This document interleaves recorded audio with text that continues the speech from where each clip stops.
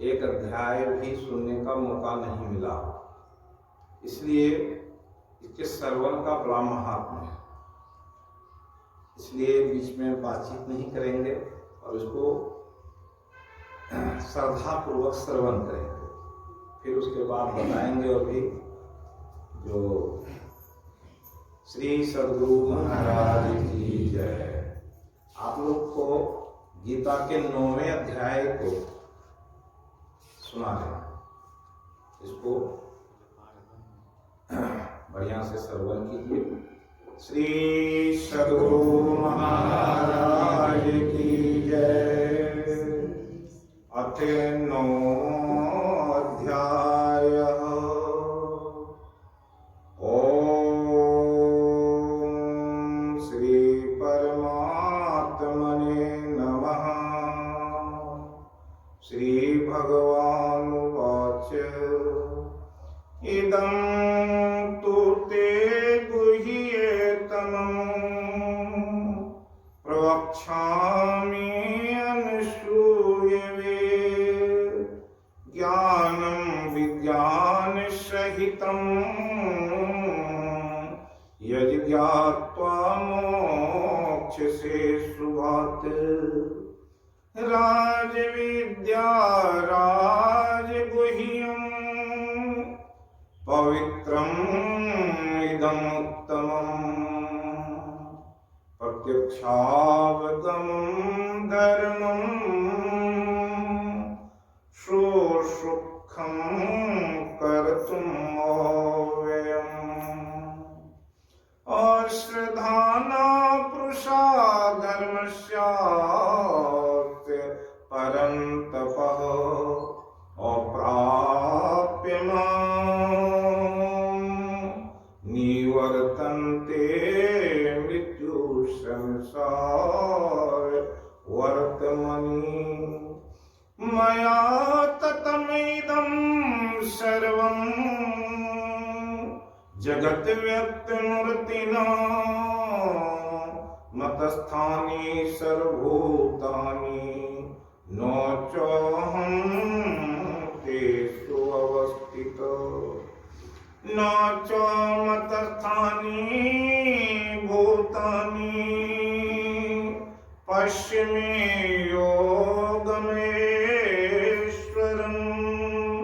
भूतभिर्न च भूतस्थो ममात्मभूतभावना। यथाकाशस्थितो नित्यं वायु सर्वत्र गो महान्। तथा सर्वाणि भूतानि मतस्थानिति उपधारे। सर्वभूतानि कान्ते प्रकृत्यान्ति मामिकाम्। कल्पक्षये पुनस्तानि कल्पादो विसृजाम्यहम्। प्रकृतिस्वामवष्टभ्य विसृजामि पुनः पुनः।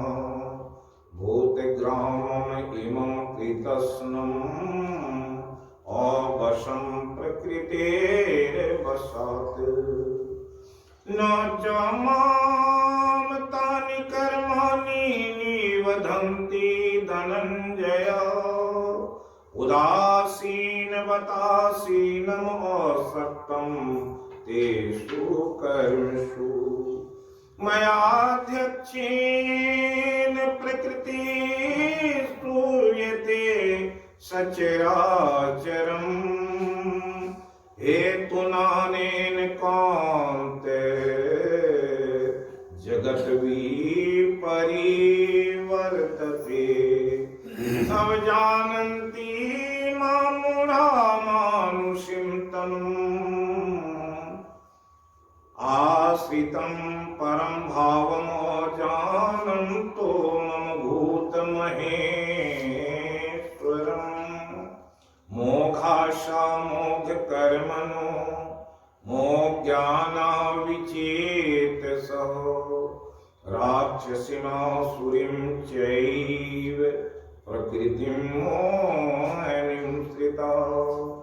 महात्मानस्तु मां पार्थ देवीं प्रकृतिमाश्रिता भजन्त्यनन्यमनसो ज्ञात्वा भूतादिं व्यम् सततं कीर्तयन्तो यतन्तश्च देवव्रता नमस्यन्तश्च मां भक्त्या नित्ययुक्ता उपास्यते ज्ञानयज्ञेन चोऽपि अन्ये जन्तो मामुपास्यते एकत्वेन पृथक्त्वेन बहुधा विश्वतोमुखम् अहं कर्तो अहं यज्ञः स्वधाहमहम् औषधम् मन्त्रोऽहमहमेवाज्यम् अहमग्निमूतम् पिता अहमस्य जगतो माता धाता पितामहः वैद्यं पवित्र ओंकार ऋक्साण यजुरेव च गतिर्भर्ता प्रभो साक्षी निवास शरणं सुहृते प्रभव प्रलयस्थानं निधानं बीजं मोदयम् तपाम्यहं वर्षं निगृह्णामि सृजामि च अमृतं चैव मृत्युश्च सत्यसत्यचोऽमरन् त्रैविद्या मां सोमपापूतपापा यज्ञरिष्ट्वा स्वर्गतिं प्रार्थयन्ते ते पुण्यमासाद्य सुरेन्द्रलोकमश्नन्ति दिव्यां दिवि देवभोगान् ते तं मुक्त्वा स्वर्गलोकं विशालं छिन्ने पुण्ये मर्त्यलोकं विशन्ति एवं त्रयी धर्ममनुप्रपन्ना गतागतं कामकामा लभ्यन्ते अनन्याश्चिन्तयन्तो मां ये जना पर्युपासते तेषां नित्याभियुक्तानां योगक्षेमं वहाम्यहम् ये अपि अन्य देवता भक्ता यजन्ते श्रद्धयान्विता ते अपि मामेव कान्ते अजन्तो विधिपूर्वकम् अहं हि सर्वयज्ञानां भोक्ता च प्रभुरेव च न तु मां विजानन्ति तत्त्वेन तः चेवन्ति ते यान्ति देवव्रता देवान् पितॄन् यान्ति पितृव्रता भूतानि यान्ति भूतेज्या यान्ति मद्याजीनोऽपि माम् पत्रं पुष्पं फलं तोयं यो मे भक्त्या प्रयच्छति तत् अहं भक्त्योपेतमश्नामि प्रियतात्मनः यत् करोषि यद्नासि यज्जोषि ददासि यत् तपस्यसि कान्ते तत् कुरुष्व मदर्पणम् शुभाशुभफलेवम्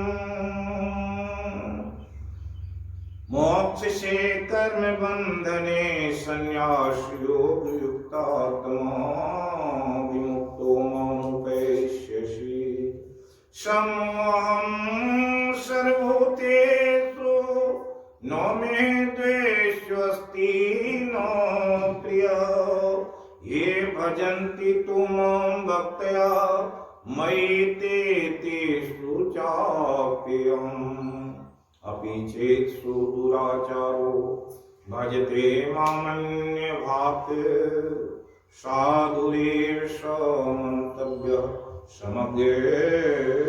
समग्रव्यवस्थितो क्षिप्रं भवति धर्मात्मा शाश्वतशान्तिं निगच्छति कौन्तेय प्रतिजानहि मे। नो मे भक्तः प्रणश्यति मां हि पार्थ व्यापाश्रिते येऽपि स्युः पापयोनिः। स्त्रियो वैश्या तथा शूद्रास्तेऽपि यान्ति परां गतिम्। किं पुनर्ब्रह्मणा पुण्यवक्ता राजर्षयस्तथा अनित्यं सुखं लोकमयं प्राप्य भजस्व माम्। मन्मनो भव मद्भक्तो मत्याजी मां नमस्कुरु मामे वैष्यसि युक्त्वा एवमात्मानं मत्परायणम्। ओम तत्सदिति श्रीमद्भगवद्गीतासु उपनिषत्सु ब्रह्म विद्यायां योग शास्त्रे श्री कृष्ण अर्जुन संवादे राज विद्या राजगुह्य योगो नाम नवमोऽध्यायः। हरि ओम तत्सत् हरि ओम तत्सत् हरि ओम तत्सत्। अभी आप लोगों के बीच गीता के 9वें अध्याय का श्लोक पढ़ा गया, जिसे आप सुने। इस श्रवण का बड़ा ही महात्म्य है। गीता में इसके बारे में कहा गया, यत्र यत्र गीता पाठ प्रवर्तते तत् सर्वाणि तीर्थानि प्रयागयादीनि तत्र वै। कि जहां जहां गीता का पाठ किया जाता तत्र सर्वाणि तीर्थानि प्रयागादीनि तत्र वै, वहां सारे तीर्थ वर्तमान में आ जाते। सर्वदेवाश्च ऋषियोपनगाश्च तत्र वै, सारे देवता ऋषि और नागराज वहां उपस्थित हो जाते। गोपाला गोपिका नारदोद्धव पार्षदे सायो जायते यत्र गीता प्रवर्तते। वहां भगवान कहते मैं गोपिकाओं के साथ उपस्थित होता हूँ। नारद उद्धव जो मेरे पार्षद हैं वे भी वहां उपस्थित होकर के सहायता करते। यत्र यत्र पाठ श्रवणम, कहते हैं कि जहां जहां पाठ प्रवर्तते तत्राहं पृथ्वी निवसामि सदैव ही।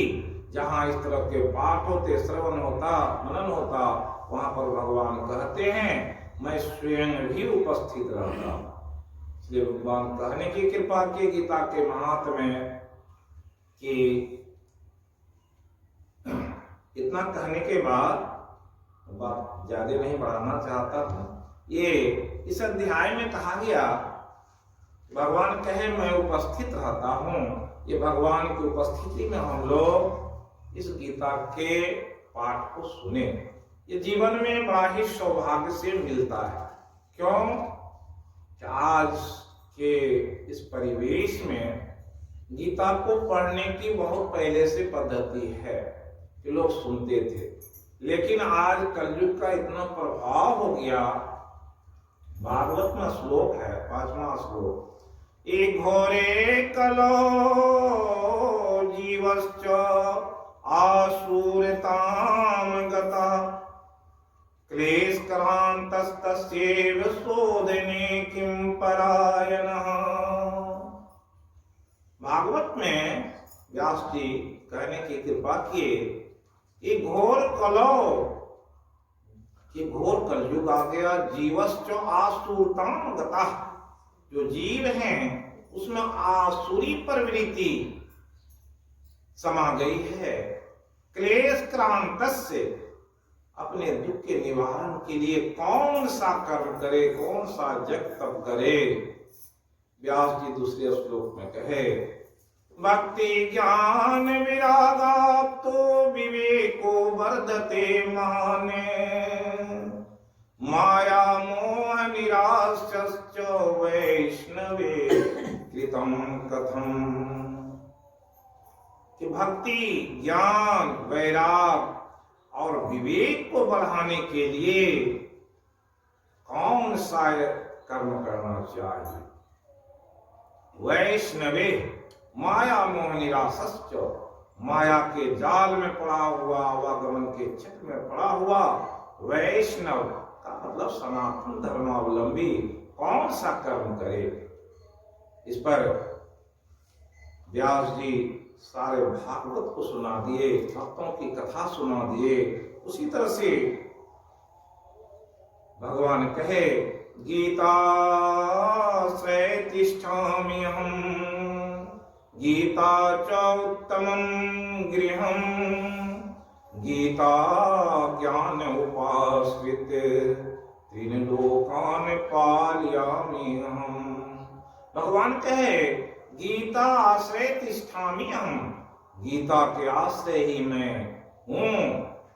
और कहे कि गीता जो उत्तमम गृहम, कि गीता मेरा उत्तम घर है।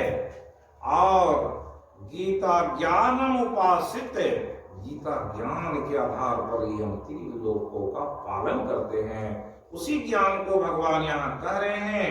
भगवान उवाच, भगवान कहे इदं तु ते गुह्येतमं प्रवक्ष्यामि अनसूयवे, ज्ञानं विज्ञान सहितं यद् ज्ञात्वा मोक्ष्यसे शुभात्। भगवान कहने की कृपा किए कि ये ज्ञान जो है बड़ा ही गूढ़ ज्ञान हम सुनाने जा रहे हैं। जिस ज्ञान को व्यक्ति अगर विज्ञान सहित विशेष ज्ञान के साथ जानेगा तो मोक्ष को प्राप्त कर लेगा। ये ज्ञान कैसा है, इसके बारे में कहने की कृपा की। राज विद्या राजगुह्यम पवित्रम इदम उत्तमम, इस विद्या में बड़ा ही राज छिपा हुआ है और ये राज बड़ा ही गूढ़ रहस्यमयी है, बड़ा ही पवित्र और उत्तम ज्ञान है। और कोई भी व्यक्ति अगर मेरे इस ज्ञान को विज्ञान सहित जानता है तो क्या होता है, प्रत्यक्षावगमं धर्मं सुसुखं कर्तुम अव्ययम्, उस परमात्मा का प्रत्यक्ष दर्शन पाता है। लेकिन अगर व्यक्ति इस ज्ञान से परिचित रहता है तो कहने की कृपा की। और श्रद्धाना पुरुषा धर्मस्यास् परं तपः अप्राप्य माम निवर्तन्ते मृत्यु संसार वर्तमनि। अगर इस ज्ञान को नहीं जान पाया तो कहाँ जाएगा, ये मृत्यु संसार में उस चक्कर लगाते रहेगा। इस तरह से भगवान इसमें कहे। आगे कुछ श्लोक में भगवान बताते हैं कि प्रकृति क्या है, जीव क्या है। फिर संसार में जो जीव आता है वो क्या होता है, आवागमन के चक्र में किस तरह से पढ़ करके अपरा प्रकृति में ही रह जाता है। फिर परा प्रकृति में वो जा नहीं पाता और 84 लाख योनियों में भ्रमण करते रहता है। और प्रकृति के बारे में कहे कि ये प्रकृति क्या है उसके बारे में बताए, और जीव की गति में बताए कि जीव क्या है। मेरे माया में पढ़कर संसार के विकार के कर्म में लगा रहता है, विकार के ज्ञान में लगा रहता है, और उसमें आसुरी प्रवृत्ति आ जाने से वो क्या है, मेरे तरफ नहीं आ पाता है। और उसमें ही कोई व्यक्ति ऐसा होता, सत्यम कीर्तयन्तो यतन्तश्च देवव्रतः, जो उसी में जो श्रद्धावान होते, जिज्ञासु होते हैं, वे हमेशा मेरे नामों का कीर्तन करते रहते हैं, गुणगान करते रहते हैं और बड़ा दृढ़व्रती होकर के यत्न करते हैं। और वो तरह तरह के यज्ञ, तरह तरह के साधन करके मुझे प्राप्त कर लेते हैं। और फिर क्या होता है, संसार में भी ज्ञान दो प्रकार का है।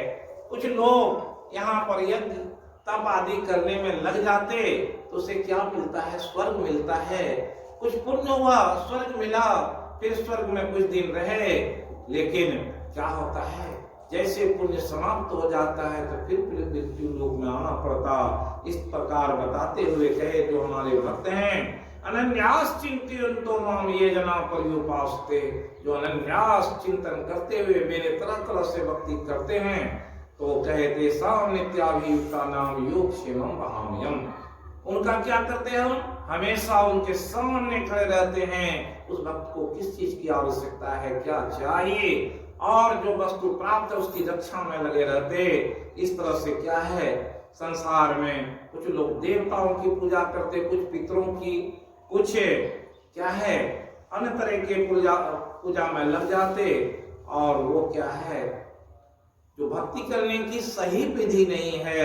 अहम ये सर्व ज्ञानाम भोक्ता च प्रभुरेव च। सारे प्रकार के भक्ति जो है वो मुझ में ही समाहित होती है।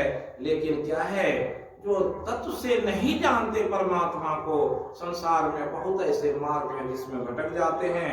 यान्ति देवव्रता देवान पितृ यान्ति पितृव्रता भूतानि यान्ति भूतेज्या मतिया माम। वो लोग देवता पितर और भूत की पूजा में लग जाते, वो क्या होता है, संसार में पड़े रहते।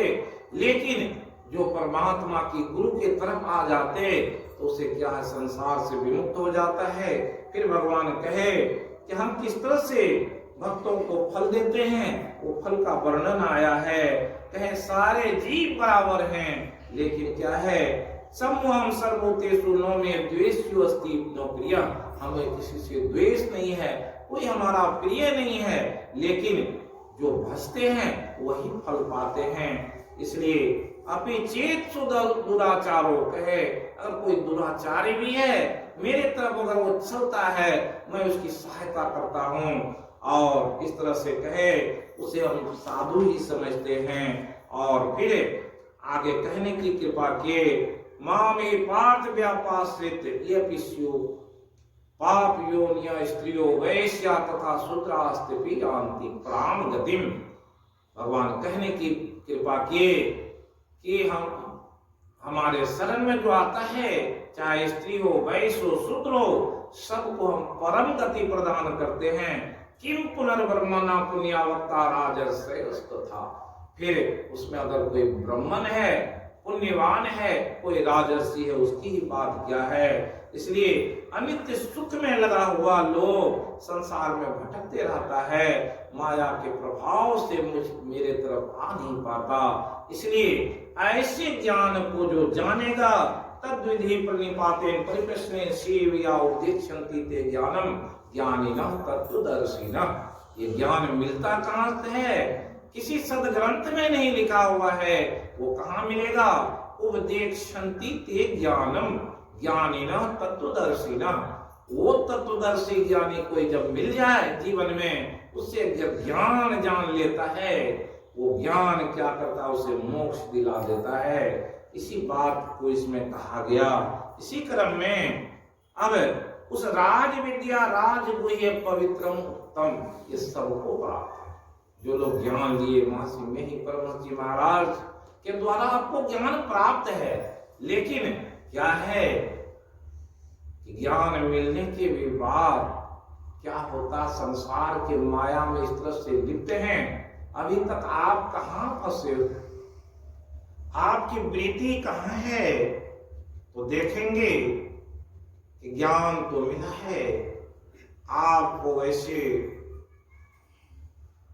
जो तत्वज्ञानी गुरु भी मिल गए, लेकिन प्राय लोग अपने शरीर के पीछे पड़ा है।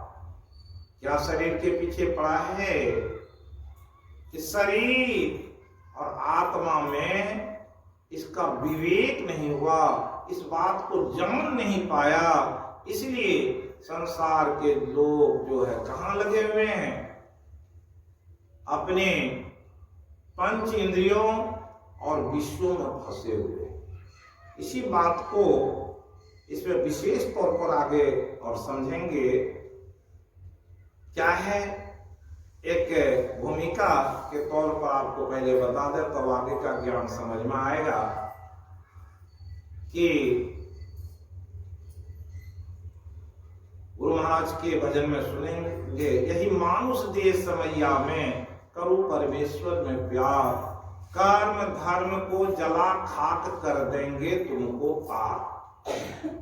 कर्म और धर्म, लोग प्रायः धर्म के बारे में नहीं जानते। जिसका क्या होता है, लोग समझते हैं इस्लाम धर्म है, ये हिंदू धर्म है, वो सिख धर्म है, ये भी है, वो संप्रदाय है। धर्म क्या है?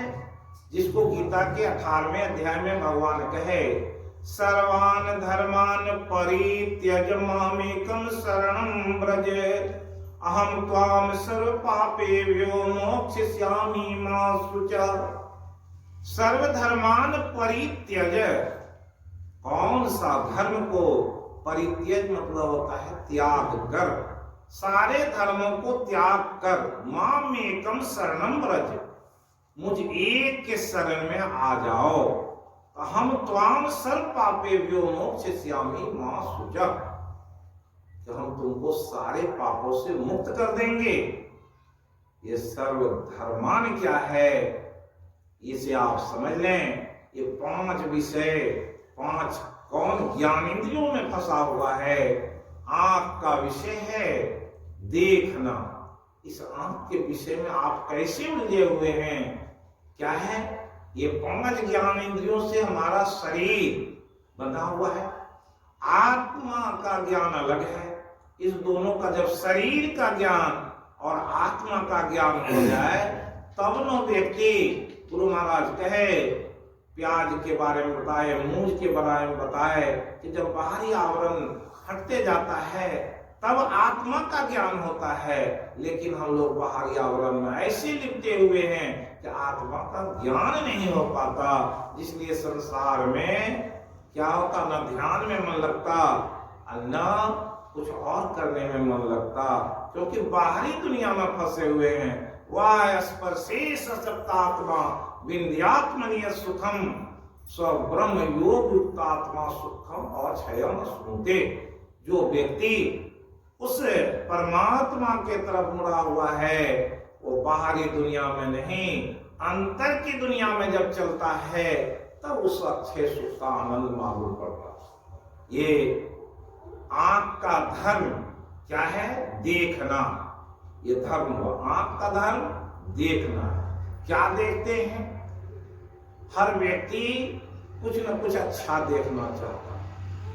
आपको अच्छा घर चाहिए, आपका परिवार जो है सुंदर चाहिए, आपके पास पैसे होने चाहिए, अच्छे मकान, अच्छे दुकान, अच्छे घर को देखना चाहते हैं। इसलिए क्या है, उसके लिए तरह तरह के यत्न करते हैं। गीता माया है, आशा पाशते बद्धा काम क्रोध परायणा यन्ते काम भोगार्थम अन्यायनार्थ संचयाने।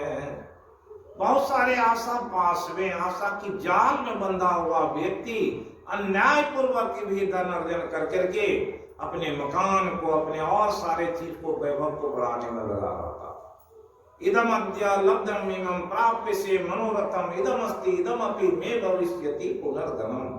हर व्यक्ति सोचता है कि इतना तो है और इतना आ जाएगा तो ऐसा कर लेंगे, ऐसा मकान बना लेंगे, ट्रैक्टर खरीद लेंगे, जीप खरीद लेंगे, कार खरीद लेंगे। सबके मन में ये क्या है? ये आंख का विषय है। आंख से आप अच्छी अच्छी चीजों को देखना चाहते हो। कान का विषय क्या है? कान से आप क्या है, हर जगह चाहते हैं कि हमारी बड़ाई हो, हमारा नाम हो जाए, लोग हमारे यश गान को करें, हमें लोग सत्संगी कहें, लोग हमें धार्मिक व्यक्ति कहें। ये कान सुनने के लिए क्या है? ये भी एक विषय है। ये शरीर के लिए सोचते हैं, संसार के लिए सोचते हैं। नासिका से क्या है? अच्छे सुगंधित पदार्थ मिल जाएं, सुगंध जहां भी जाए अच्छा लगे तो उसमें लगा हुआ है। जीवा का क्या है? रस का आनंद। इस रस में क्या नहीं लिया, जितना चीज संसार में खाने वाला है लोग उसे खाते हैं, पचाते हैं। रसास्वादन के कारण ही सात्विक, राजस और तामस में फर्क नहीं मालूम पड़ता। तो ये 3 गुणों के कारण आपकी अधोगति होती है। तो ये है। अब चमड़े का विषय है, ये क्या है? स्पर्श। कहीं बैठे, अगर मुलायम बैठने लायक नहीं है तो नहीं बैठेंगे। अच्छा बिछावन चाहिए, अच्छा हर चीज, वस्त्र भी मोटा या गर्मी सर्दी से बचने के लिए वैसे वस्त्र पहनते हैं। क्यों? ये चमड़े, शरीर का जो चमड़ा है उसके आनंद के लिए। ये 5 ज्ञान इंद्रिय है, इसके लिए हम करते हैं कर्म। क्या इसके अलावे इसमें बैठा हुआ है कौन है? जिसे गीता में कहा इदम शरीरम कौन्तेय क्षेत्रमिति अभिधीयते एतत् वेति तं प्राहु क्षेत्रज्ञ इति तद्विदः। क्षेत्र क्षेत्रज्ञोर ज्ञानम यतत ज्ञानम मतम मम। भगवान कहे ज्ञान हम कहते हैं किसको? जिसे क्षेत्र मतलब इस शरीर और इसके अंदर जो आत्मा है इसके बारे में जो जानता है वही ज्ञान को जानता, उसी के पास ज्ञान है। यद तो अन्यथा दूसरी जगह लिखा है 13वें अध्याय में अध्यात्म ज्ञान नित्यत्वं तत्व ज्ञानार्थ दर्शनम एतत् ज्ञानमिति प्रोक्तम यद तो अन्यथा। अध्यात्म ज्ञान नित्यत्वम, अध्यात्म क्या है? सब लोग कहते हैं हम आध्यात्मिक हैं, लेकिन आध्यात्मिक हैं कि नहीं? अधि आत्म मतलब आत्मा के अधीन रह करके जो जीता है वो आध्यात्मिक हुआ। इसलिए कहा अध्यात्म किसका नाम है? जब आत्म वस्तु और अनात्म वस्तु का ज्ञान हो जाए। कौन ऐसा ज्ञान, कौन ऐसा काम है जो आत्मा के कल्याण के लिए है? कौन ऐसा काम है जो शरीर के कल्याण के लिए है? अच्छा भोजन, अच्छा वस्त्र, अच्छा मकान, अच्छी सवारी, ये अनात्म ज्ञान है। और आपको अगर आत्मा का ज्ञान होगा तो क्या करेंगे? हमेशा सुमिरन में लगे रहेंगे। सततम कीर्तयन्तो यतन्तश्च दिव्यव्रता। सततम कीर्तयन्तो क्या है? बराबर भगवान या गुरु महाराज या जिसका भी उसके नाम, लीला, गुण, उसके माधुर्य, उसके धाम का जिसे स्मरण रहेगा तो क्या है? गुरु महाराज का कब होगा? है दिल प्रतीत प्रीत कर गुरु से कर सत्संग सवेरे। है दिल प्रतीत प्रीत कर गुरु से, जब प्रीत रहेगी तो गुरु का स्मरण कैसा होगा? उपाधार धाम कैसा है? वहां गए थे तो कैसा है? बार बार उस समाधि स्थल का याद आएगा। ध्यान में भी कहीं भी रहेंगे उस गुरु महाराज के निवास स्थान को सोचेंगे। गुरु महाराज आए, कभी कैसे बैठे, कैसे उठे, कैसे व्हील चेयर पर चलते थे, ये सारे बात दिमाग में घूमते रहेगा तो वो क्या सात्विक स्थिति में रहेंगे। तो आत्मा के कल्याण के लिए गुरु से प्रीत कब होगी? जब ऐसी स्थिति होगी तो ध्यान में बैठेंगे तो गुरु महाराज जैसे चलत पद सुख होत महा है जहां जर जरते। कब? उस पथ पर चलना तो जानेंगे। वो पथ पर कौन चलता है? जब अंतर में धसेंगे तब तो है?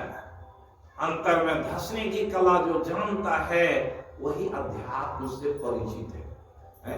उसी ने आत्मा का ज्ञान है। आत्मा का ज्ञान कब होगा?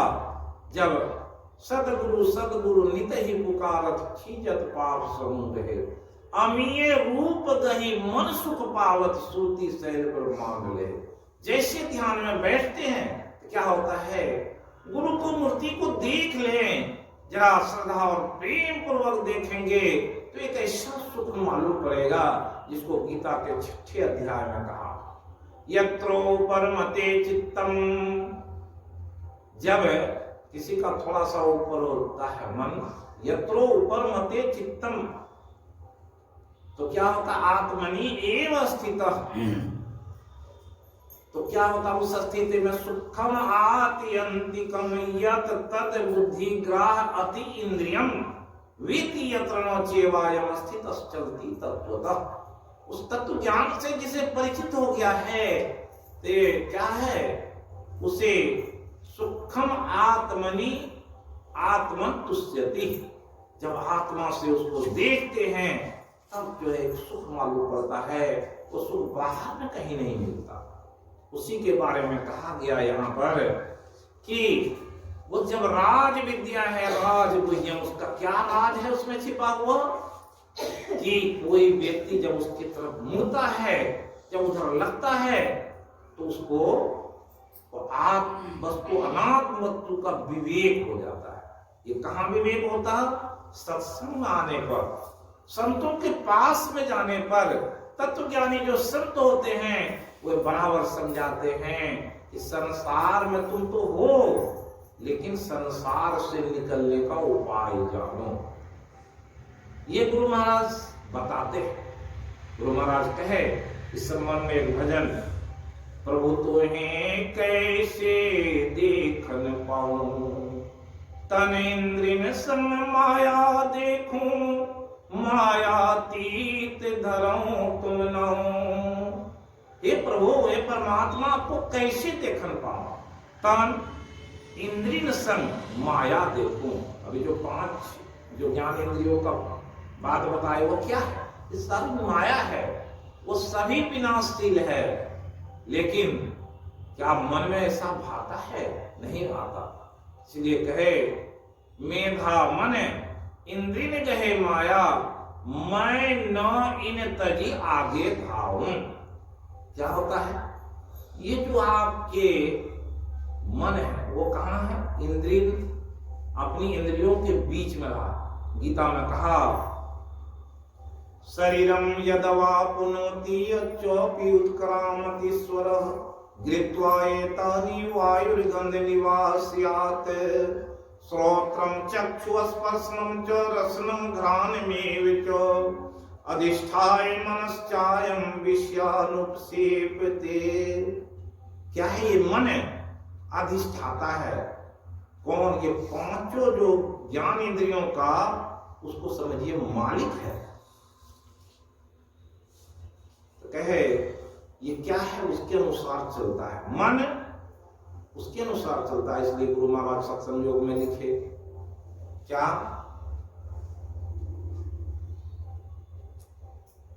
यन मनसा न मनुते नाहुर्मनोमतम्, तत्एव त्वं ब्रह्म न इदं यतिदं उपास्यते। यन मनसा न मनुते, जो मन से मनन किए जाने वाले नहीं है। कौन? परमात्मा। यन मनसा न मनुते ए नाहुर मनोमतम, क्या वो मन के मत से मिलेंगे? नहीं मिलेंगे। क्यों? मन तो संसार में ये 5 इंद्रियों से विषयों का भोग करना चाहता है। इसलिए वहां उस भजन में लिखे इन तजी कैसे आगे धाऊं। इंद्रिय मन बुद्धि परे प्रभु, जड़ प्रकृति के पार ही जाऊं। जड़ क्या है? जड़ प्रकृति और परा प्रकृति। जड़ प्रकृति को ही अपरा प्रकृति कहते हैं, जो कहाँ है? अंधकार मंडल है। और परा प्रकृति में परमात्मा का वास है। पराभक्ति में जाएंगे तब ना, ध्यान करके के जब सुषुम्ना खुल जाए, उससे ऊपर उठेंगे तब परा प्रकृति में पड़े जाएंगे। लेकिन हमारी वृत्ति कहाँ से उठी हुई है?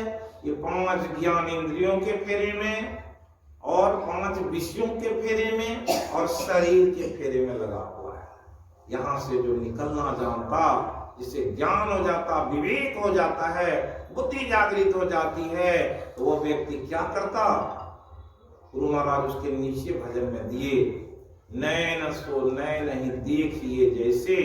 उसी में कहे ध्यावे यति लो लावे जोई, सदाचार पाले दृढ़ हुई, सो अति दुर्लभ पावे, नहीं तो भव भटका खावे। क्या कह रहे हैं कि यहाँ पर कहते हैं गुरु महाराज कि ध्यावे अति लो लावे जोई। जो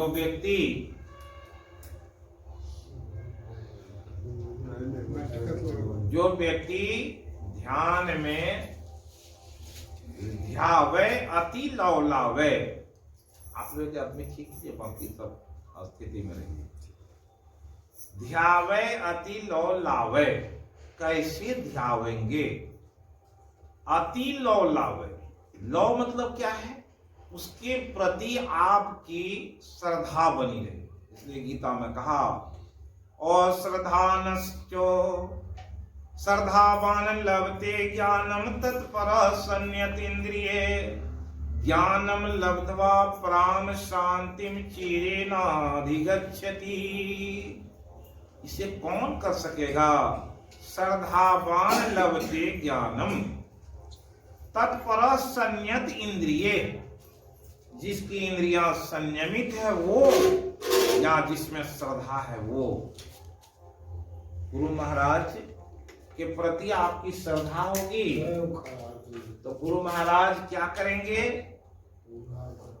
जिसे मालूम है कि गुरु महाराज करते क्या हैं, अगर आप बराबर जिज्ञासा बनी हुई है, आप सत्यम कीर्तियंतो यतन्तश्च दृढ़व्रता हैं, तो आपको 3 बजे जगना है। गुरु महाराज उस समय में 3 बजे बिना कहे आपको जगा देंगे और उठा के बैठा देंगे उस समय में। इसलिए गुरु महाराज कहे आओ वीरो मर्द बनो, अब जेल तुम्हें तजना है, मन निग्रह के समर क्षेत्र में सन्मुख तीर रखना। ये क्यों कहे? ये भजन लिखे, प्रेरित करते हैं गुरु महाराज कि अगर तुमको मनुष्य शरीर मिला, इसमें आकर प्रेरित होकर के नहीं लगोगे और ध्यावे अति लौ लावे, अगर ध्यान करते हैं उसे जिसे लौ लगा रहता है तो वो क्या करता? सुमिरन से लागी रहो रे भाई, सुमिरन में लगा रहता, उसकी वृत्ति सिमटी रहती है। संसार के विषयों से क्या है? 13वें अध्याय में दिया अमानित्वम अदम्भित्वम आर्जवम आचार्योपासनम शौचम अस्थिर्यम आत्मविनिग्रह इंद्रियार्थेषु वैराग्यम अनंकारेण च जन्म मृत्यु जरा व्याधि दुख दोषानुदर्शनम आसक्तिरन विश्वं पुत्रदार गृहादिषु नित्यं च संचित्तित्वम् इष्टाननिष्टोपतिषु मयि चानन्ययोगेन भक्तियो विविचारिणी विविक्त देशे वित्वमोरति जन संसदी। इसमें 20 बात बताए भगवान गीता में कि जो अमानित्वम, मान नहीं चाहेगा, जिसमें दम का भाव होगा, शांति चाहेगा, इस तरह से गिनाते हुए कहे इंद्रियार्थेषु वैराग्यम, जब ये 5 ज्ञान इंद्रियों में विरक्त का भाव होगा, वैराग होगा। ये विराग कैसे होता है? भक्ति के 2 पैर हैं, ज्ञान और वैराग, उसी पर ये भक्ति टिकी हुई है। भागवत में आया ज्ञान रहेगा वैराग स्वतः होगा, वैराग अगर रहेगा तो ज्ञान स्वतः। ज्ञान और वैराग है तो भक्ति के बारे में कहा कि भक्ति दौड़ करके आ जाती है। कैसे आती? तो कहा गौवत्सला, जैसे गाय बछड़ा वाली होती है तो गाय क्या करती? या तो बछड़ा कहीं रहता है, एक बार बछड़ा बोला तो गाय पहुंच जाती है, या बछड़ा अपनी माँ को देखता है हजारों गौ के बीच में तो दौड़ करके वहां पहुंच जाती है। ठीक वैसा ही है, कोई व्यक्ति कहीं भी रहे, पहाड़ की गुफा में रहे या वो किसी जंगल में रहे, अपने घर के कोने में भगवान को, परमात्मा को, गुरु को पुकारते हैं तो क्या होता? वहां दर्शन मिल जाता है। कोई भी व्यक्ति भगवान के घर में जाकर के उसका दर्शन नहीं किया है, क्या होता? जो जहां पुकारते परमात्मा का वहीं दर्शन हुआ है। अभी तक इतिहास साक्षी है। ध्रुव तपस्या कर रहा था, कैसी तपस्या? 6 महीने में ही क्या हुआ? ऐसी तपस्या किया कि भगवान कहे, जब सारे देवता जाके कहे कि ध्रुव को दर्शन दीजिए, तो भगवान बोले कि बड़ी देर हो गई, अब ध्रुव को दर्शन की आवश्यकता नहीं है, अब उनका दर्शन करने के लिए मुझे जाना है। और आए तो कहे बेटा बहुत देर हो गई, आने में हमको बहुत देर हो गई। ये कब होता है? ध्यावे अति लो लावे, उसे लौ लगा लिया था कि मैं एक दिन उस परमात्मा को प्राप्त कर रखूंगा। छोटा बालक 5 साल का, उसमें दृढ़ता थी। वैसे दृढ़ क्या है, गुरु महाराज के नजदीक भी आप संकल्प लिए। एक ईश्वर पर अचल विश्वास, पूर्ण भरोसा तथा अपने अंतर में ही उनकी प्राप्ति का दृढ़ निश्चय रखना। सदगुरु की निष्कपट सेवा, सत्संग और दृढ़ ध्यानाभ्यास। क्या है, साधारण अभ्यास नहीं, दृढ़ता के साथ ध्यानाभ्यास करेगा। उसी को कहे ध्यावे अति लो लावे जोई, सदाचार पाले दृढ़ हुई। दोनों चीज में दृढ़ता है, सदाचार के पालन में और ध्यान में ही। सो अति दुर्लभ पावे। क्या दुर्लभ है, परमात्मा का दर्शन बड़ा ही दुर्लभ। सबसे बड़ा दुर्लभ क्या है, संसार में तो आए हैं, माया जाल में से अभी सुनाए भागवत का वो एक श्लोक, ई घोरे कलौ जीवश्च आसुरताम गता, क्लेश क्रांतस्य तस्यैव शोधने किम पलायनः। आप सभी जानते हैं, सत्संगी हैं, कि जीव की आसुरी प्रकृति क्या है और दैवी प्रकृति क्या है। आसुरी प्रकृति के कारण ही आज क्या है, आप ये शरीर के तरफ जो सोचने लगे, ये 5 विषयों में फंसे हुए हैं, ये क्या आपकी स्थिति है। रसास्वादन में ही लोग क्या है, आसुर का दिया है, उसमें काम, क्रोध, लोभ होता है। उसमें क्या होता है, उसमें एक कठोरता होती है। वो कठोरता, हृदय में निर्दयता होता है। 6 गुण कहा है गीता माया। 26 गुण भक्त के पास में है, 67 गुण भगवान के पास में है। तो आप 26 गुण में कितना गुण है, तो वो विचार करेंगे तब पता चलेगा ये 6 गुण से लोग कौन बचा हुआ है, किसमें कामना का अभाव है। इसलिए गीता के अध्याय में आया है, ध्यायतो विषयान पुंस संगतेषु उपजायते, संगात संजायते काम।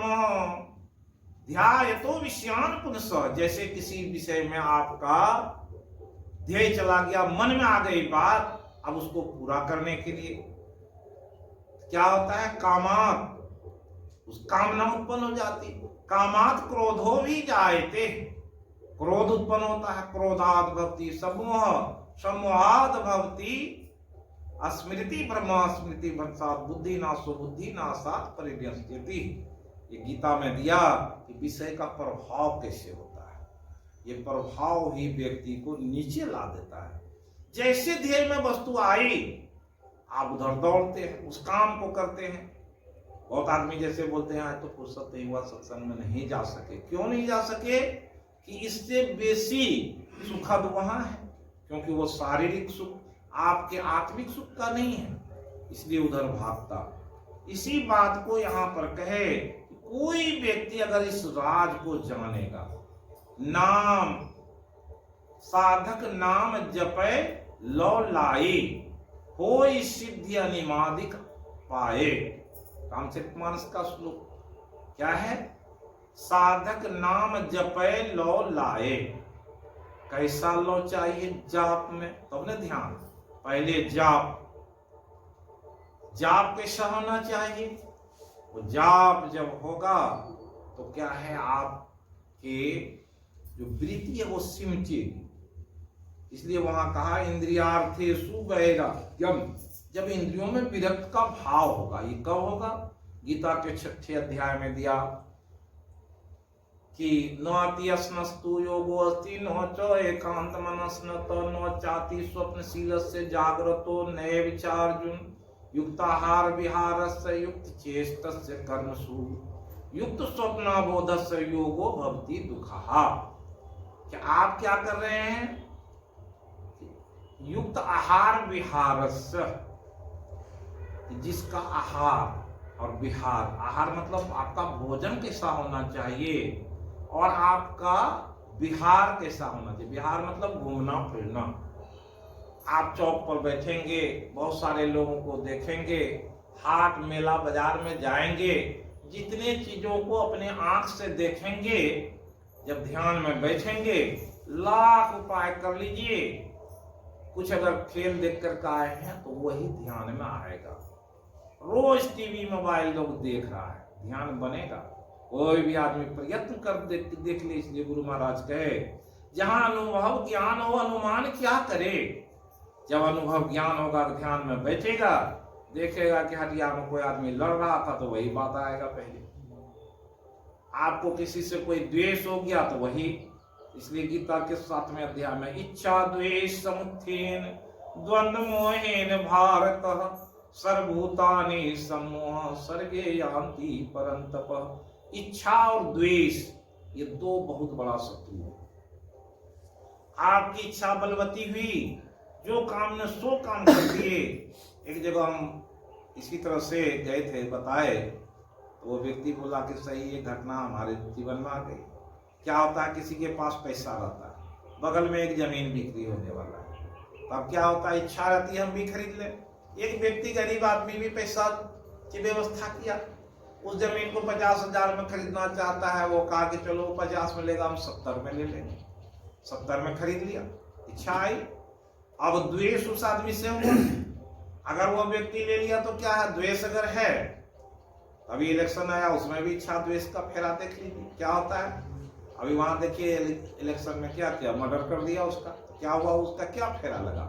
इच्छा द्वेष समुत्थेन, इच्छा और द्वेष का जो वेग है वो उठा हुआ रहता है, उसमें उसका ज्ञान विवेक सब मारा चला जाता है। उसके लिए क्या किया, क्या वहां पर कुछ ऐसा काम कर दिए, उसकी अगर हत्या कर दिए या कुछ बिगाड़ दिए, वो तो मन में घूमता रहेगा। अगर आपका शरीर छूटा तो दिया वो तामस प्रवृत्ति में हो जाता है, उस व्यक्ति की वृत्ति लगी रहती है वहां है? तो कहा तम तमे वेति कौन्ते सदा तद भाव भावितः यम यम वापि स्मरण भावम त्यजन्ते कलेवरम। जो जो स्मरण में रखता वैसे भाव से शरीर छूटता, वो कहाँ आ जाता, उस शरीर में आ जाता है। जो शरीर मिलेगा क्या होता है, तो कहा तामसी प्रलयम गत्वा, कहा मूढ़ योनिषु जायते। तामस प्रवृत्ति में शरीर छूटा तो पशु योनि में चले जाएंगे, कीट पतंगे बन जाएंगे, जो भी हो। गुरु महाराज भी तरह तरह के दृष्टांत दिए हैं। तो यहाँ पर कहा अश्रद्धाना पुरुषा धर्मस्या परन्तपः अप्राप्त माम निवर्तन्ते मृत्यु संसार वर्तमनि। ये मृत्यु संसार वर्तमनि, मृत्यु संसार में जिसको श्रद्धा नहीं है, श्रद्धावान लभते ज्ञानम तत्पर संयत इंद्रिय, जिसकी इंद्रियां संयमित नहीं है और जिसको भक्ति में श्रद्धा नहीं है, तो क्या होगा, परा प्रकृति में नहीं जा पाएगा, परा प्रकृति में शरीर छूटेगा तो क्या होगा। गुरु महाराज भी सत्संग योग में लिख दिए हैं, पढ़ के रोज देखिए। उसमें भी आई चेदस कद बोधुम प्राक शरीर विसर्स, क्या कहा, चेदस कद बोधुम प्राक शरीर विसर्स सर्गेषु लोकेषु शरीर त्वाय कल्पते। अगर इस शरीर के रहते हुए ही आप उस ब्रह्म ज्ञान को, उस ब्रह्म का साक्षात्कार नहीं कर पाए तो आपकी गति क्या होगी। कहा शरीर त्वाय कल्पते, शरीर मिलेगा। कौन सा शरीर, 84 लाख जोनियों में तो शरीर ही है। सर्वभूतानि कौन्तेय मूर्तयः संभवन्ति तासाम ब्रह्मादयोनिरहं बीज प्रदः पिता। भगवान कहने की कृपा किए हैं कि मूर्तयः संभवन्ति, मूर्त मतलब शरीर, एक रूप मिलेगा। कौन सा रूप, महाराज कहें। तो इस तरह से अश्रद्धाना पुरुषा धर्मस्यास परन्तप प्राप्त माम निवर्तन्ते मृत्यु संसार वर्तमनि। मृत्यु संसार में घूमेगा किस तरह से, मया ततमिदं सर्वं जगत व्यक्त मूर्तिना इस जगत में व्यक्त रूप में बहुत सारे मूर्त हैं, शरीर से है। कुत्ता बिल्ली को भी तो शरीर है, हाथी को भी शरीर है, आपको भी, हमको सबको शरीर है, गाछ वृक्ष को भी शरीर है। ये 84 लाख योनियों में है। नौ चौमतानि भूतानि पश्चिमे योग में ईश्वरम कहा यथा आकाश स्थितो नित्यम वायु सर्वत्र गो महान तथा सर्वाणि भूतानि मतस्थान इति उद्धारे। भगवान कहे जिस तरह से आकाश के अंदर ही हवा का वेग चलते रहता है, जो हवा है वो कहाँ तक उसकी दौड़ है, आकाश पे एक लेवल बना हुआ है, कहाँ तक ऑक्सीजन रहेगा, हाइड्रोजन रहेगा, नाइट्रोजन कहाँ रहेगा, वो हवा में ही घूमते रहता है। जहाँ खाली पाया कहीं आंधी तूफान आता है, कहीं वर्षा होता है, ये कहाँ, इसी आकाश के अंदर एक क्षेत्र बना हुआ उसी में घूमते रहता है। ठीक उसी तरह से ये जीव जो है क्या है, वो भी मृत्यु संसार में घूमते रहता है। ये कौन सा संसार है जो गुरु महाराज कहे कि अति दुर्लभ पावे नहीं तो भव भटका खावे। ये भव क्या है, ये भव वही मृत्यु संसार है। ये मृत्यु संसार का चौहद्दी क्या है, उसको सत्संग में सुने होंगे आप लोग भी। 20 लाख स्थावर जानो, 9 लाख सब जलचर मानो, 11 लाख कृमि कवि गाए, 10 लाख पक्षी गण बतलाए, 30 लाख पशु जानहु भाई, 4 लाख बानर समुदाय, जब ये 84 कट जावे, तब मनुष्य का शरीर कोई पावे। इसको भगवान कहे सर्वभूतानि कौन्तेय प्रकृति अंतिमामिकाम, कल्प क्षय पुनस्तानि कल्पादो विसृजाम्यहम्, प्रकृतिम स्वाम अवष्टभ्य विसृजामि पुनः पुनः, भूत ग्राम में मम कृतस्नम अवशम प्रकृतिरवसात्। इसमें भगवान कहे गीता के इस श्लोक में कि प्रकृति मुझ में निवास करती है और प्रकृति के अंदर ये 84 लाख योनि निवास करती है। जैसे उदाहरण देकर के समझा दिया कि जैसे आकाश के अंदर ही हवा घूमते फिरते रहता है, ठीक वैसे ही इस प्रकृति के अंदर ही जीव की संरचना होती है और अपना भुगतता है, फिर मरता है, फिर जीता है। उसी को कहे कल्प क्षय, शरीर, कल्प माने शरीर, उसका क्षय होगा और फिर कल्पादो विसृजाम्य हम, फिर शरीर बनेगा। तो कैसा शरीर बनेगा, तो कहे कि जिस तरह से आप कर्म किए उस कर्म के अनुसार शरीर मिलेगा, जिसको रामचरितमानस में था आकरि 4,84,000 जोनि भ्रमत यह जीव विनाशी, फिरत सदा माया कर फेरा, काल कर्म स्वभाव गुण घेरा। क्या है, 4 कारण से शरीर इस मृत्यु संसार में भटकता है। काल, कर्म, स्वभाव और गुण। ये काल क्या है कि आप कुछ भी करते हैं वहां एक समय है, कुछ न कुछ वो समय होगा, काल की गति। जा रहे हैं किसी मान लीजिए ट्रैक्टर से, तो क्या किए, एक कोई जानवर आया, कुत्ता आया, उसको चढ़ा दिया, वो मर गया, मारा कि उसी समय में आप काल के पकड़ मार रहे हैं। सत्संगों में लिखा हुआ है, सदग्रंथों मनुस्मृति में लिखा हुआ है, काल के इसमें फंसे। और वो काल क्या करेगा आपको, एक समय में वो कुत्ता आदमी बनेगा और आप वो जगह पर जाइएगा, तो वो उस समय में आपका जैसे वो आप गाड़ी चला रहे थे और उसको छिपे एक कार्य का संपादन हुआ, उससे कर्म बना, एक कुत्ते की हत्या कर दी, वो कर्म लग गया। वो कर्म क्यों लगा कि आपके स्वभाव में अगर थोड़ा सा भी भाव होता कि हम इस जीव और हम में कोई अंतर नहीं है, तो उसको बचाने के लिए बहुत कोशिश करते या बच जाता। इस स्वभाव, आप किसी भी जीव का वो भाव होता है, आज लोग खस्सी बकरी काट देते हैं या किसी जीव को मार देते हैं, या कोई पक्षी बैठा हुआ उसको गोली से मार देते हैं। वो क्यों? उसका स्वभाव है, हिंसा करने की प्रवृत्ति बनी हुई है। इसलिए गीता माया स्वभाव जैन कौन्ते निवद स्वेन कर्मण न कर्तुमिच्छसि अन्मोहात् करिष्यो अवश्योऽपि सो। स्वभाव जैन कौन्ते निवद स्वेन कर्मण, अपने आप अपने कर्म से बंध गए। न कर्तुमिच्छसि, समय आता है रोड पर देखते हैं कोई आदमी एक्सीडेंट होना चाहता है, स्वदेशम चेष्टे स्वस्या प्रकृति ज्ञानवानपि प्रकृति यान्ति भूतानि निग्रह किम करिष्यति।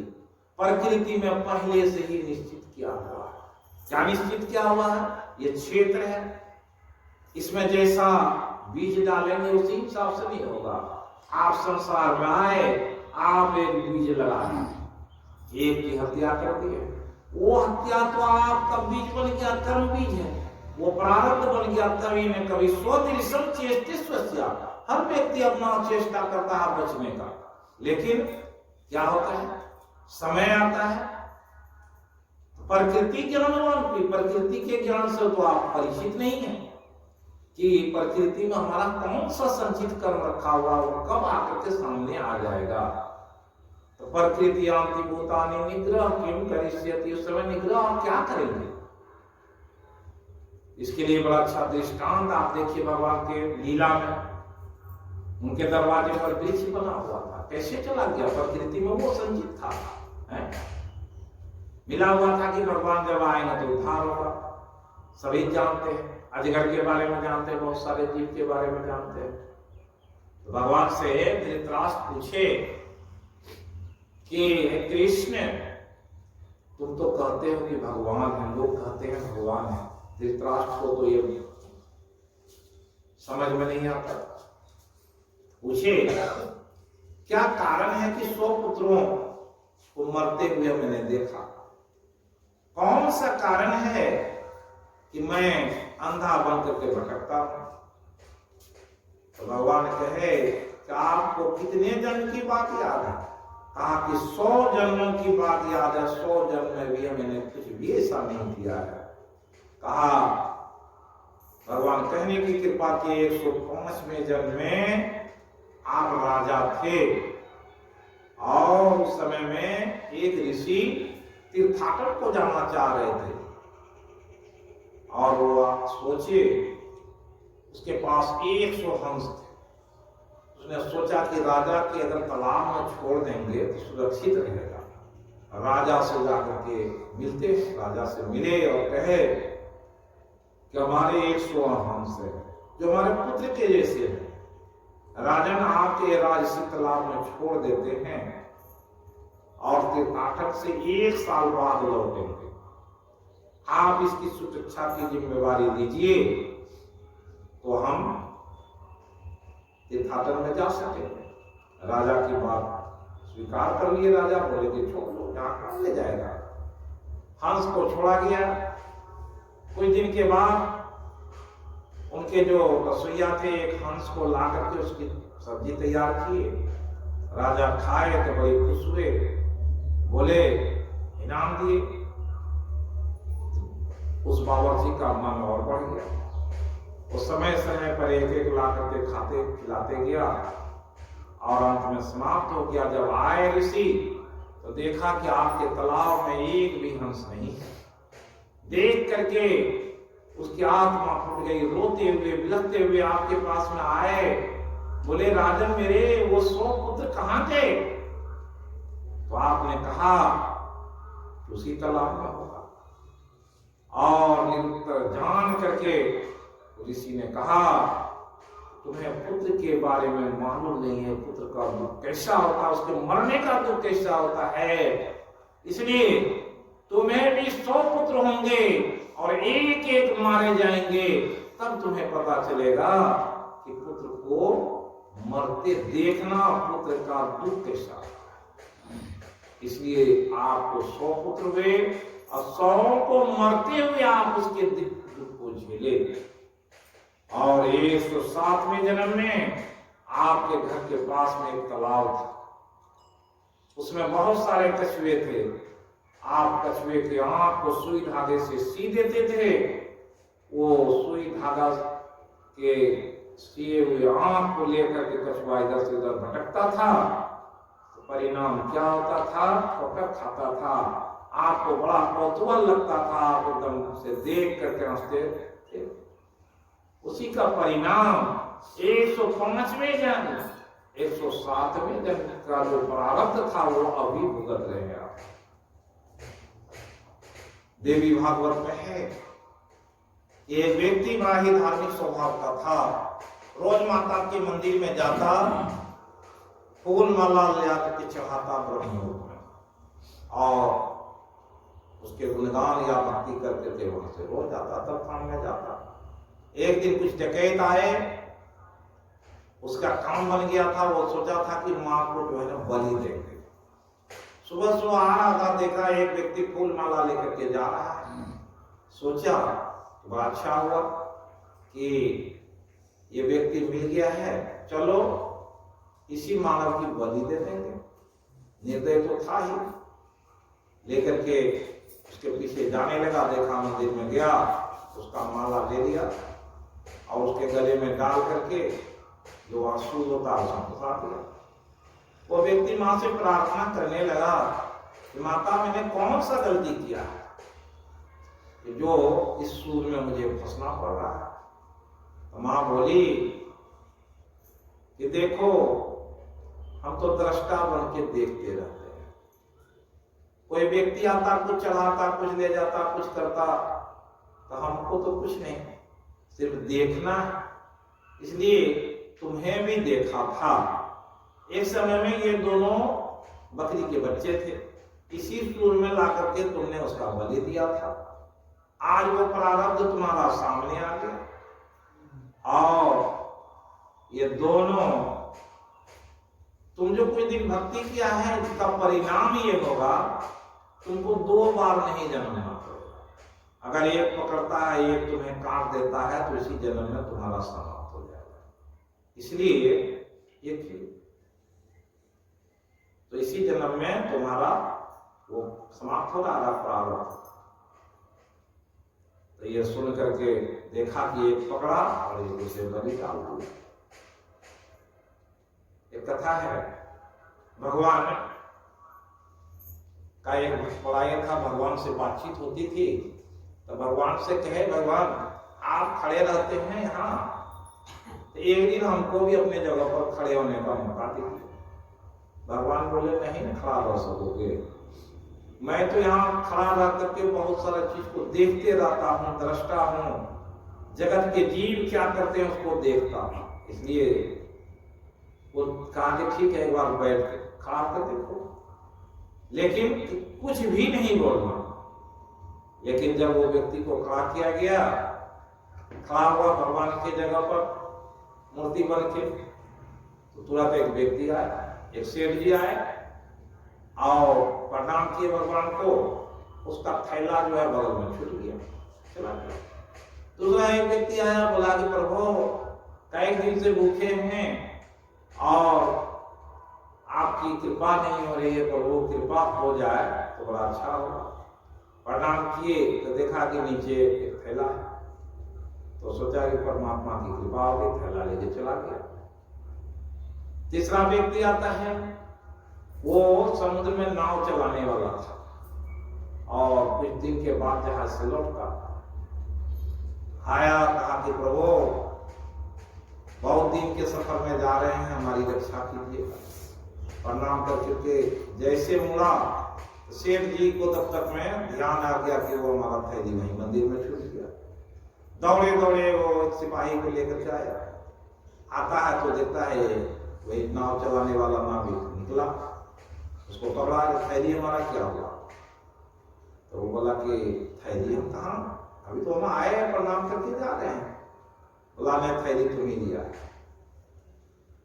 तो उसको सिपाही पकड़ कर ले जाने लगा।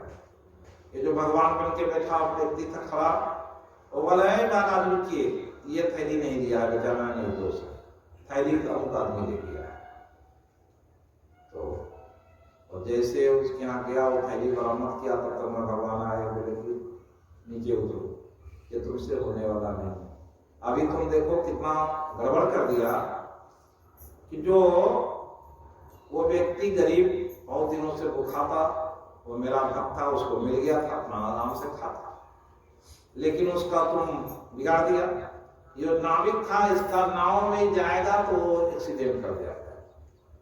हम तो रचना रचे हुए थे, प्रकृति का नियम था, उसे पुलिस ले जाती तो वो नाव में नहीं जाता, तो वो बच जाता, उसका भी जीवन सुख में होता, इसका भी जीवन सुख में होता, उसके पास तो बहुत धन है, उसका भी चलता, कोई दिक्कत नहीं। प्रकृति का नियम जो है वो इस तरह से चलते रहता है, तो बिगाड़ दिया। उसी तरह से यहाँ भगवान कहे कि प्रकृति में जो जैसा करता है उसके अनुसार उसको हम क्या करते हैं, प्रकृति स्वाम अवष्टव्य विसिजामि पुनः पुनः अश्रद्धा पुरुषा धनस्यास परम तप अप्राप्त माम निवर्तन्ते मृत्यु संसार वर्तमानी। इस मृत्यु संसार, ये मृत्यु संसार के बारे में लोग सोचता है ये संसार मर्त लोक है, स्वर्ग लोक है, मर्त लोक है। कितने लोग की बात सुनते हैं, ये मृत्यु लोक में क्या है, यहाँ मरना और जीना यही है।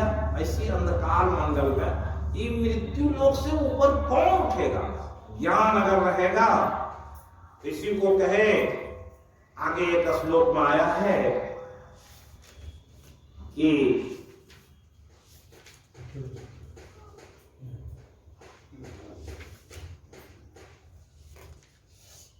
वह श्लोक में है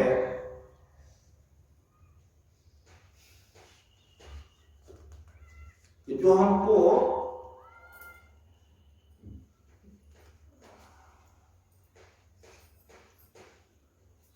जो तत्व से हमको जानता है, अतः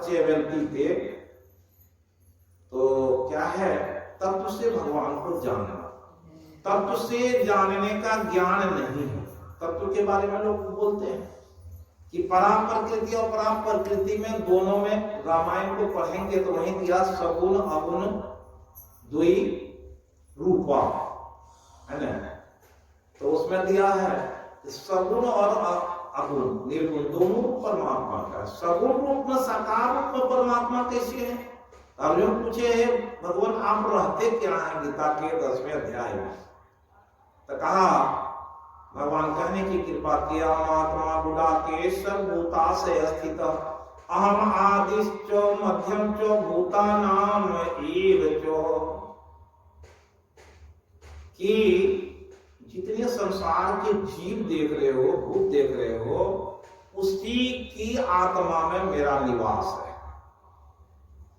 मत कर्म मत परमो मत भक्ता समवर्जित निर्वैर सर्वभूतेषु स्वमामेति पांडव। जो संसार के सारे जीव से वैर नहीं रखा है वही मुझे जानता है। 11वें अध्याय में भगवान कहे और इस तरह से जनाए ये 84 लाख योनियों में जो जितने शरीर हैं वो मेरा ही अंश, ईश्वर अंश। जीव अविनाशी कैसे? ईश्वर का अंश है, ये अविनाशी है। कौन? आत्मा। ये आत्मा कहाँ? मृत्यु लोक में विभिन्न रूपों में है, जिसको जो अर्जुन कहे कि हमको आप अपना जो है विश्व रूप दिखाइए। जब भगवान दिखाने लगे तो कहे पश्मे पार्थ रूपानी सत्सु अर्थ सहस्र, कि देखो मेरे रूप को देखो, 700 अर्थ सहस्र, सैकड़ों हजारों रूप है। नाना वर्णानी दिव्यानी नाना वर्ण आकृति चो, कैसे रूप है? नाना विधानी दिव्यानी नाना वर्ण आकृति। कितने वर्ण के हुए? जैसे 10 लाख पक्षीगण बताए, 11 लाख कृमि कविगाए, 10 लाख पक्षीगण बताए, 20 लाख पशु जानवर भाई, ये सब रूप है ना। तो नाना विधान के, नाना वर्ण और आकृति के है, ये रूप परमात्मा के। और ये मृत्यु संसार में जितने रूप हैं इसी को भव सागर कहा गया। ये भव सागर से पार कौन होगा? यान्ति देवव्रता देवान्ति त्रियान्ति पितृव्रता भूतानि यान्ति भूतेज्य अहम ही सर्व यज्ञानां भोक्ता च प्रभुरेव च। क्या कहे कि जितने प्रकार की भक्ति है सबको क्या कहे भगवान, इसको यज्ञ की संज्ञा दिए और सबका बोलता है नो तुम माम अभिजानाति तत्वे अतः चेवयन्ति ते, तुम तत्व से मुझे नहीं जानते हो इसलिए क्या होता है आवागमन के चक्र में पड़े हुए हो। तत्व से जाने को तो किसी जीव की हिंसा नहीं करो, अहिंसा जैसे किए तो काल कर्म स्वभाव गुण ये चार के फेरे में आ गया। गीता के 14वें अध्याय में दिए भगवान यदा सत्वं प्रविधेतु पल्यम याति देवृत तदुत्तम विधाम लोकान अमलान प्रतिपद्यते रजसी पल्यम गत्वा कर्म संगी सुजायते तथा परिणना तस्मिन् मोयुनि सुजायते। ये गुण का प्रभाव है जिसको गीता के 13वें अध्याय में भगवान कहे प्रकृति पुरुषः प्रकृतिस्थो हि भुङ्क्ते प्रकृति जान गुणान् कारणम गुण संगोस सद असद योनि जन्मसु।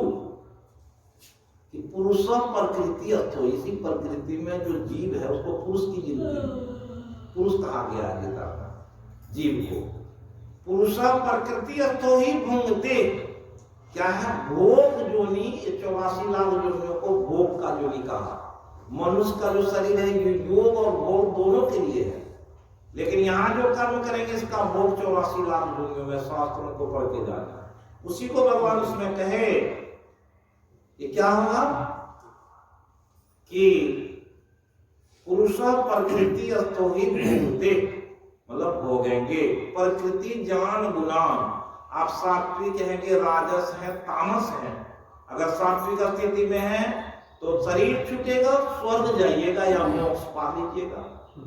अगर आप राजस स्थिति में हैं तो आपको मनुष्य का शरीर मिलेगा, भक्ति करेंगे तो कहां जाएंगे, ऐसा शरीर मिलेगा जिसमें काम से बंधे रहेगा, सुबह से लेकर शाम तक आपको फुर्सत नहीं होगा। पूरा धन दे देंगे, धन माल देखिए एक आदमी को 2-2 बजे रात तक रुपये गिनने में लगा देते। सुबह उठे तो काम बताने में कि तुम वहां जाओ तुम वहां जाओ, ढेरी मोटी मुंशी जितना है उसको बताते रहता है। भर दिन यहाँ चक्कर वहां दौड़ वहां भाग लगा रहता है, तो उसमें लगे रहे। वो कर्म संगीसु जायते हुआ तथा परिणना तमसी, जो अभी खूब खाता पीता है शरीर का पालन करता है वो सभी का क्या स्थिति है कि उसको कहां जाना पड़ता, पशु योनि में जाना पड़ता। उसी को कहा कि जो ऐसा करेंगे वो कहां चले जाएंगे, यही मृत्यु संसार वर्तमानी में है। इसके लिए क्या करना है उसी को भगवान कहे सत्यम कृत्यंतव्रता नमस्यंतश्च मां भक्त्या नित्युक्ता उपासते। जो नित्य उपासना मेरी करता है वो किसी प्रकार की भी उपासना करता है। 10वें अध्याय में कहे कि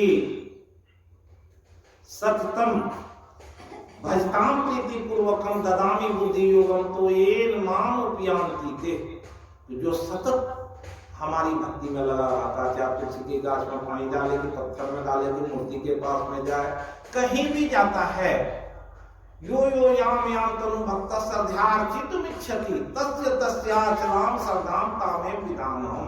भगवान कहे उसकी श्रद्धा वहीं बांध देते और उस श्रद्धा के अनुसार उसको फल देते हैं। तेसाम एवं अनुकंपार्थम अज्ञान जन तमः, उसकी अज्ञानता को वहां नाश करते हैं। पत्थर में पानी डाल रहा है, डालते डालते एक दिन उसकी बुद्धि में दमाते पत्थर से तुमको क्या मिला, अरे अंदर जाते तो मूर्ति मिलता, अब सब देखते तो ये ऐसा स्वरूप है।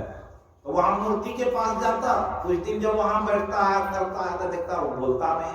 अरे इससे अच्छा तो तुम किसी मनुष्य देवता के पास में जाते, सदगुरु के पास में जाते, वो ज्ञान बताते, ऐसा ज्ञान हो जाता। जैसे रामकृष्ण परमहंस जी को हुआ, माँ के पास हमेशा जाते थे, सब एकदम उसके से बातचीत हो रही थी, तो माँ एक दिन कहे अरे तुम तो हमारे पास में आते जाते हो, तुम्हारे फेरे में पड़ गए, तुम्हारा क्या होगा, इसलिए तुम वैसे गुरु के पास में जाओ जो तत्व से तुम्हें ज्ञान बता देंगे परमात्मा को जानने के लिए। तब आते साम अनुकंपार्थम हम ज्ञान जमतम, उसकी अज्ञानता को नाश करके ज्ञान दीपेन भास्वते। गुरु महाराज क्या किया, आपको ज्ञान का दीप दे दिए, मानस जब मानस ध्यान बताने के लिए क्या किए, वो ज्ञान है, एक दीप दे दिए कि अब तुम ऐसा करोगे तो ऐसी भक्ति होगी, ऐसे प्राप्त करोगे, इतना उठोगे, ये होगा। साधक नाम जपे लो लाई, वही सिद्धि अनिमादिक आदि। ये क्यों बताया गया है कि अगर कोई साधक नाम जपता है तो नाम से भी सिद्धि हो जाती है। जपात सिद्धि। और कैसे कैसे लोगों को सिद्धि हुई है आप सभी जानते हैं।